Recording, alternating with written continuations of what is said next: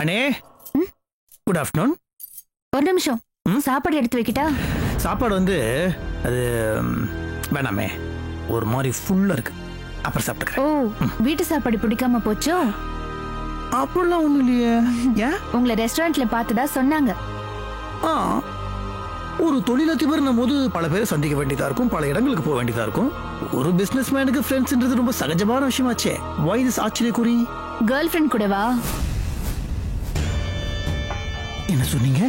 Girl friend கூடவான்னு கேட்டேன். இல்ல, girl ஃப்ரெண்ட்னு சொல்ல முடியாது. ஆக்சுவலா அது ஒரு தப்பில்ல நாகராஜ். 4 பேர் வர ரெஸ்டாரண்ட்ல ஒரு பொண்ணு கூட க்ளோஸா உட்காந்து பேசிட்டு இருந்தேனா, அந்த பொண்ணு உன் வாழ்க்கையில ரொம்ப இம்பார்ட்டன்டான பொண்ணுன்னு தானே அர்த்தம். அது யாருன்னு நான் தெரிஞ்சுக்க கூடாதா? இல்ல, அது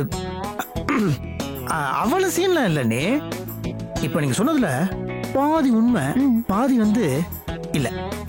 அந்த பொண்ணு யாருன்னு உங்ககிட்ட சொன்னேன்னு வச்சுக்கோங்களேன், அப்படி ஷாக் ஆயிடுவீங்க. ஓ, நான் ஷாக் ஆகுற அளவுக்கு அவ்வளோ பெரிய கோடீஸ்வரியா? யார் அவ? கோடீஸ்வரிலாம் கிடையாது.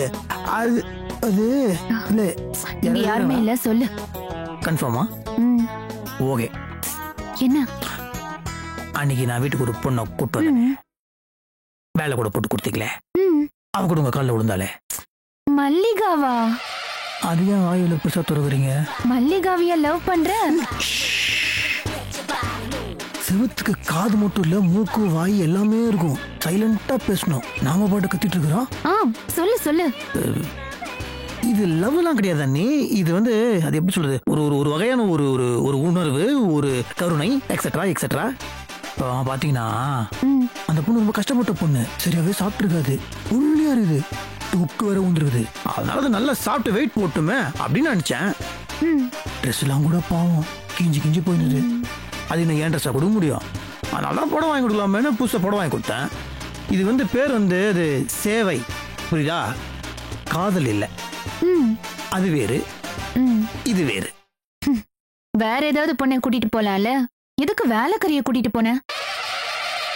வேற ஏதாவது பொண்ணை கூட்டிட்டு போலாம்ல, எதுக்கு வேலைக்காரிய கூட்டிட்டு போன? நான் கூப்பிட்டா வேற யாரும் வர மாட்டாங்களே.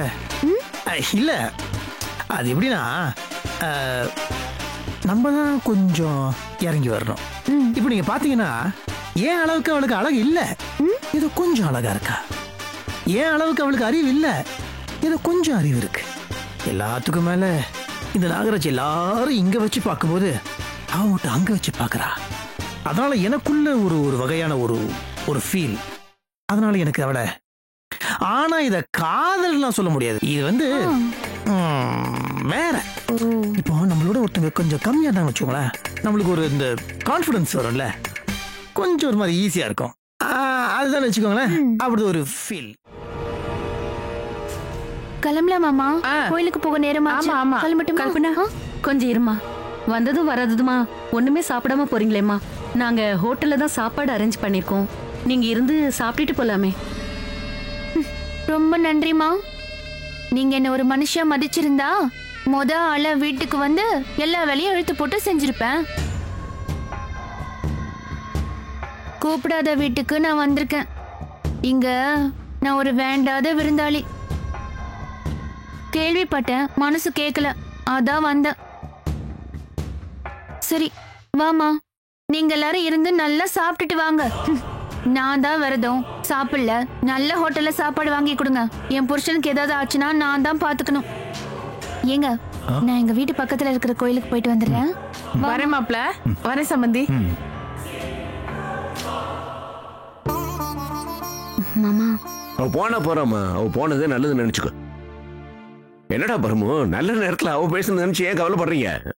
ஜாலியா என்ஜாய் பண்ணுங்கடா.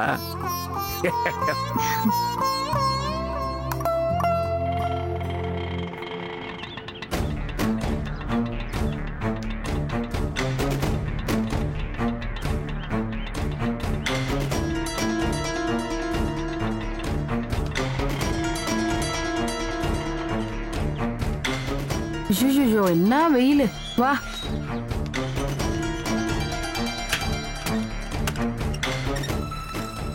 பசிக்குது, ஏதாவது பண்ணி கூட.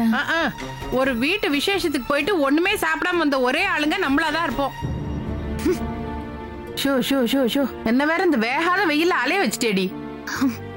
கோச்சுக்காதம்மா. நமக்கு தெரியாம அங்க என்ன நடக்குது, அவங்களுக்குள்ள என்ன உறவு இருக்கு, நம்மள ஏன் அவங்க ஒதுக்கி வைக்கிறாங்கன்னு பார்க்க தானே போனோம். நான் யாருன்னு அவளுக்கு காட்டதான் போறேன். நான் ஏதோ மறதியில தான் என்ன கூப்பிடாம விட்டுருப்பாங்கன்னு பார்த்தா என்ன வேணும்னே தான் கூப்பிடாம இருந்திருக்காங்க. மூத்த மருமக அவளுக்கு மரியாதை கொடுக்கணும்னு அந்த வீட்டுல யாருக்குமே தோணல பாரு. நான் வந்தா பிரச்சனை வரும்னு அவரே சொல்றாரு. ஏமா எல்லார்கிட்டயும் பிரச்சனை பண்ணணும்னு எனக்கு என்ன ஆசையா?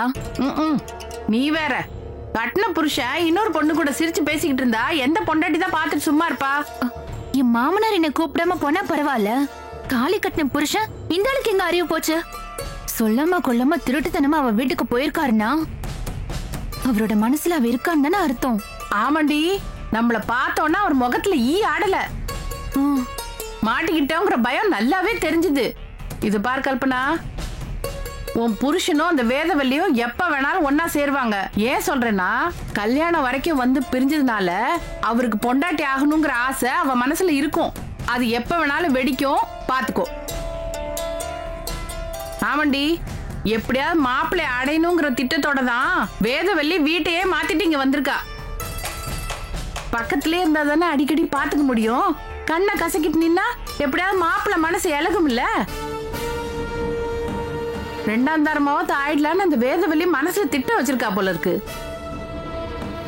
கல்யாணம் நின்னு போனதுனால ஊரே காரி துப்பி இருக்கும். அவமானம் தாங்க முடியாம ஊரை காலி பண்ணிட்டு இங்க வந்திருக்காங்க. இன்னொன்னு சொல்றேன் கேட்டுக்கோ, அந்த வீட்டுல யாரும் வேலைக்கு போல, வருமானத்துக்கு வழி கிடையாது. பூவாக்கு என்ன பண்ணுவாங்க, மாமா மாமான்னு மகுடி ஊதுனாதான் அவரும் மயங்கி பணத்தை வாரி வாரி கொடுப்பாரு. இவங்க வாங்கிட்டு போயிடுவாங்க. வாங்குவாங்க வாங்குவாங்க, பாரு என்ன நடக்குதுன்னு. நீ ஜாக்கிரதையா இல்லனா என்ன வேணாலும் நடக்கும். என்ன மீறி என்னமா நடக்கும்? விட்டுருவேனா? உங்களை ஒரு வழி பண்ணிட மாட்டேன். மாப்பிள்ள ஒன்ன மீறி போயிட்டாருன்னா அவர் அப்படிலாம் போக மாட்டாரு. அவர் அந்த மாதிரி ஆள் இல்ல. அது உன்னோட நம்பிக்கை. நீ ஒரு விஷயம் யோசிச்சு பாரு, அவரோட கை உன் மேல படல, ஆனா அவர் உன்னை கெடுத்துட்டான்னு சொல்லி நீ தாலியை கட்டிக்கிட்ட. எல்லாத்துக்கும் சூழ்நிலை தாமா காரணம். ஊர் எதை நம்புதோ அதுதான் நியாயம். நீ அந்த வீட்டுக்கு மருமகளா போயிருக்க, ஆனா உன் மாமனார் என்னடான்னா அந்த வேதவல்லிய வெத்தலை பார்க்க வைக்காத குறையா மருமகளே மருமகளேன்னு கூப்பிடுறாரு. இதை விட என்னன்னா, உன் புருஷன் நீ அங்க வந்தன்னா பிரச்சனை வரும், வம்பு வரும்னு நினைக்கிறாரு. இது பாரு கல்பனா, நீ திட்டம் போட்டு அந்த வேதவல்லியை தள்ளி விட்டுட்டு அந்த வீட்டுக்கு மருமகளா போன மாதிரி அந்த வேதவல்லி ஒன்ன வெளியே அனுப்புறதுக்கு ஏதோ திட்டம் போடுறான்னு நினைக்கிறேன். பாத்துக்கோ. என்ன ஒரு வித்தியாசம், நீ தனியா போராடின, ஆனா அவளுக்கு எல்லாரும் சப்போர்ட்டா இருக்காங்க. பணக்கார வீடுங்கள்ல டைவர்ஸ்ங்கிறது சர்வசாதாரணம். உன் புருஷனே எனக்கு இந்த பொண்ணோட வாழ பிடிக்கலன்னு சொன்னா நீ என்ன பண்ணுவ? கோர்ட்ல 5 லட்சமோ 10 லட்சமோ கொடுத்து உன்னை ஒதுக்கி விட்டுருவாங்க. அதுவா வாழ்க்கை? அந்த வீட்டு பெரிய மருமகங்கிற கெத்தோட வாழ்றதாண்டி வாழ்க்கை. இது பாரு, வேதவல்லி அடிபட்ட புலி, காயத்தை ஆத்திக்கிட்டு திரும்ப வந்திருக்கா. நீ கொஞ்சம் கவனமா இல்ல, பெரிய மருமகங்கிற கிரீடம் உன்னை விட்டு போயிடும், பாத்துக்கோ.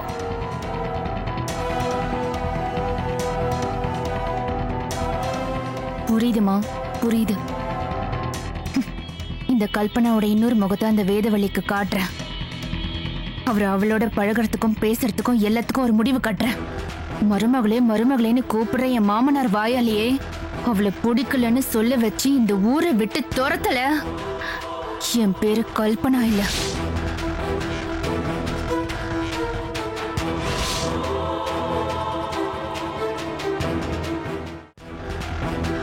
சம்பந்தி, என்ன இருந்தாலும் உரிமையும் மரியாதையும் இனிமே இவளுக்கு தான் முதல்ல கிடைக்கணும். மருமகன்னு வாயால கூப்பிடுற எல்லாருக்கும் அந்த உரிமை கிடைக்காது இல்லையா?